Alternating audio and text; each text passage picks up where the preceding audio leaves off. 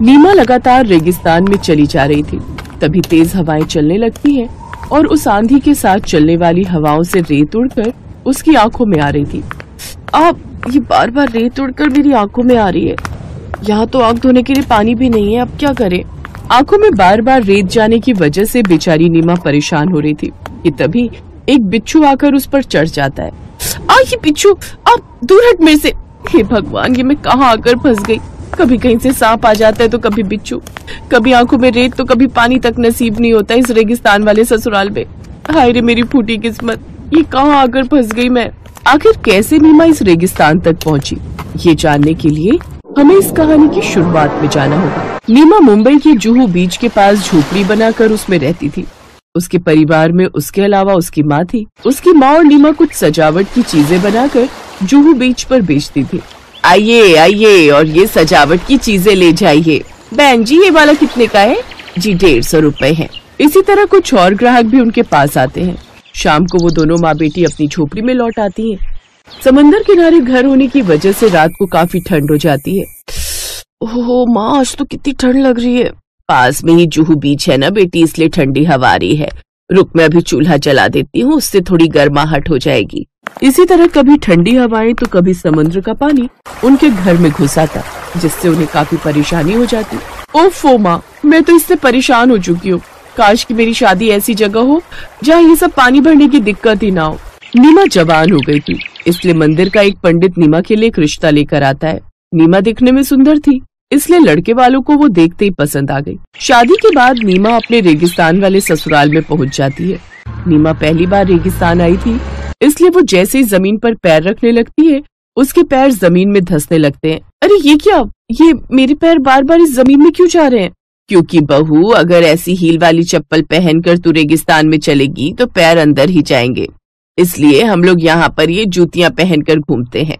कोई बात नहीं, मैं तेरे लिए ऐसी जूतियां ला दूंगी। नीमा का ससुराल रेगिस्तान के बीचों बीच होता है, इसलिए रात को उस रेत में से एक बिच्छू आकर उसके पैर पर चलने लगता है। माँ जी, वो देखिए कितना बड़ा बिच्छू है। सुमित डंडे से उस बिच्छू को मार देता है। घबराओ मत बहू, ये रेगिस्तान है, यहाँ ये सब आम बात है। लेकिन नीमा बेचारी उस पूरी रात डर के मारे सो नहीं पाती।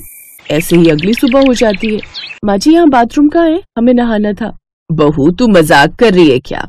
ये रेगिस्तान है, यहाँ पीने का पानी ही बड़ी मुश्किल से मिलता है, तो रोज रोज नहाकर क्या करेगी? कल ही तो तेरी शादी हुई है, तो कल तो तू नहाई ही होगी ना। अब अगले हफ्ते जाकर नहाना, समझी? क्या, हफ्ते भर बाद? हाँ, क्योंकि यहाँ से पानी 50 किलोमीटर दूर लेने जाना पड़ता है। हम लोग हफ्ते में 2 बार जाकर पानी ले आते हैं, जिसमें से ज्यादा पानी हम पीने और खाना बनाने के लिए रखते हैं। नहाना तो यहाँ हफ्ते में 1 बार ही होता है। दिन में 2 बार नहाने वाली नीमा जब हफ्ते में 1 बार नहाने की बात सुनती है तो काफी हैरान होती है। कुछ देर बाद वो हाथ मुंह धोकर ही काम चला लेती है, फिर चाय बनाने रख देती है। कुछ देर बाद उसकी सास गायत्री उसे दूध लाकर दे देती है। ये ले बहू दूध, अब इसकी चाय बना दे। माँ जी, दूध लाने में देर कर दी। गौशाला यहाँ से दूर है क्या? क्या कहा बहू? गौशाला? अरे ये तो ऊंट का दूध है, भला रेगिस्तान में गौशाला कहाँ से आएगी?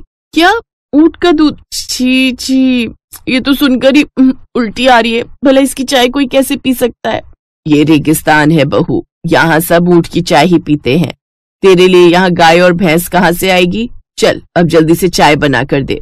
अब नीमा को भी मन मार कर वो ऊंट के दूध की चाय पीनी पड़ती है। ऐसे कुछ दिन बीतते हैं।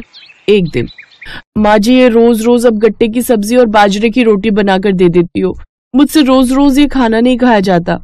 अरे हमारे यहाँ तो सब रोज यही खाते हैं, जानती भी है बाजरे की रोटी के कितने फायदे हैं।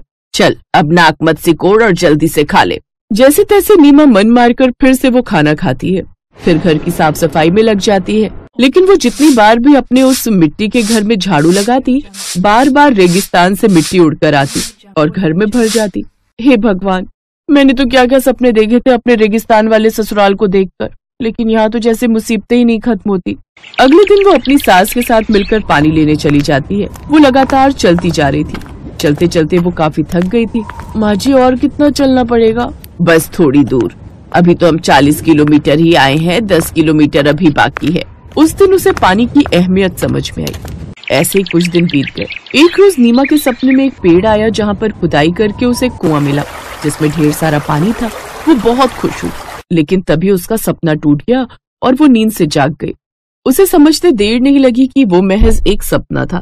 2 दिन बाद वो अपनी सास के साथ ऊंट का दूध, घी और माखन बाजार में बेचकर लौट रही थी। तभी उसकी नजर उस छोटे से कैक्टस के पेड़ पर जाती है जो उसके सपने में आया था। अरे, ये तो वही पेड़ है, और ये रस्सी, ये भी वही है। नीमा जल्दी से उस रस्सी के नीचे की मिट्टी को खोदने लगती है। बहू, ये तू क्या कर रही है? खोदते खोदते कुछ देर बाद गीली मिट्टी उसके हाथ लगती है। अरे बहू, ये तो कमाल हो गया। रेगिस्तान में पानी, वो भी हमारे घर के इतने पास। इसका मतलब मेरा सपना सही था। नीमा आसपास के लोगों को बुलाकर उस जगह को खुदवाती है जिसके नीचे एक कुआं मिलता है जो कि पानी से भरा हुआ था। ये देख वो सब बहुत खुश होते हैं। अब रेगिस्तान में पानी के लिए तरसने वाले लोगों की मुश्किल दूर हो गई थी और अब वो सब खुशी खुशी अपना जीवन यापन करने लगे।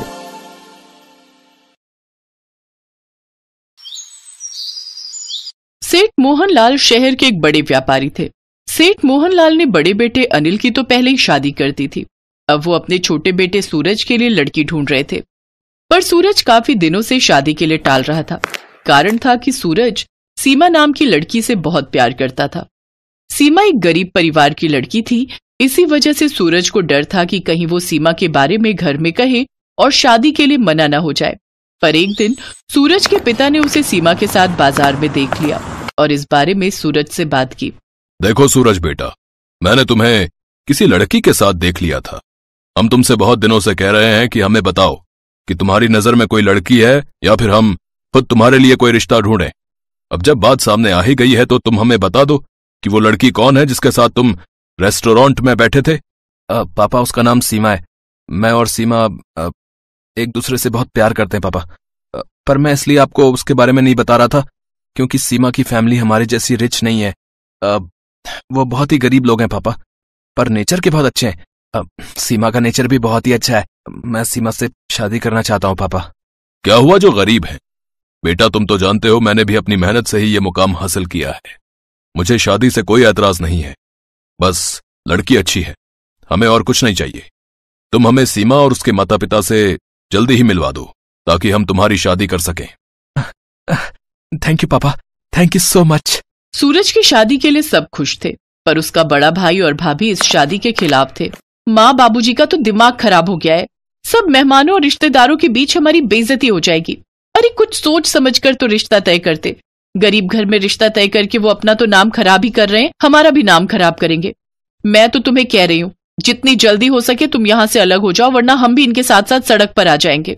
मैं कुछ समझा नहीं नीलम। अरे वो गरीब घर की लड़की है। शादी के बाद अगर उसने बाबूजी और सूरज को बहकाकर सारी प्रॉपर्टी अपने मायके वालों के नाम कर दी तो बस हम हाथ मलते रह जाएंगे। तुम ठीक कह रही हो, बस ये शादी हो जाए, उसके बाद मैं प्रॉपर्टी में हिस्सा ले ही लूंगा। एक काम करेंगे ना, अलग होकर हम किसी बड़े बंगले में रहने चलेंगे। वैसे भी यहाँ रहने का कोई फायदा नहीं। अब गरीब घर में शादी हो रही है तो मैं उस गरीब लड़की के मुंह भी ना लगूं। हमें जो भी करना है जल्दी करना होगा।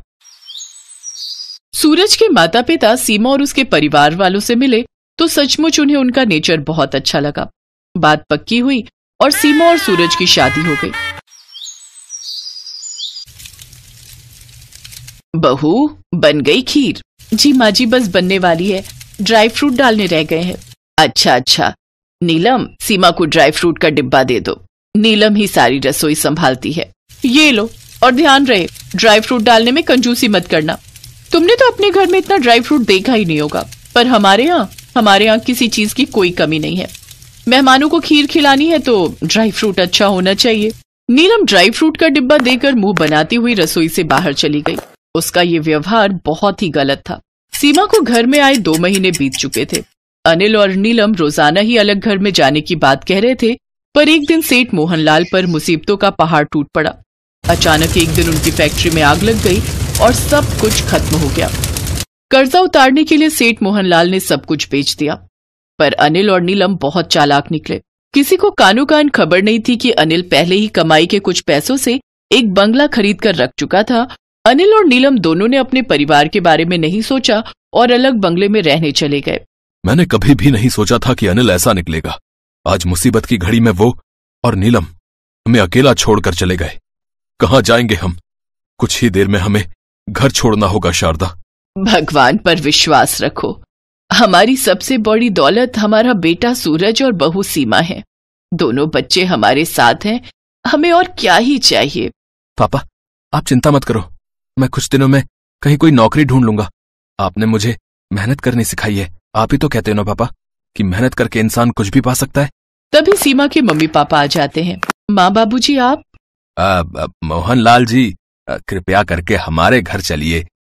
जब तक आपके रहने का प्रबंध नहीं हो जाता तब तक आप हमारे साथ ही रहोगे।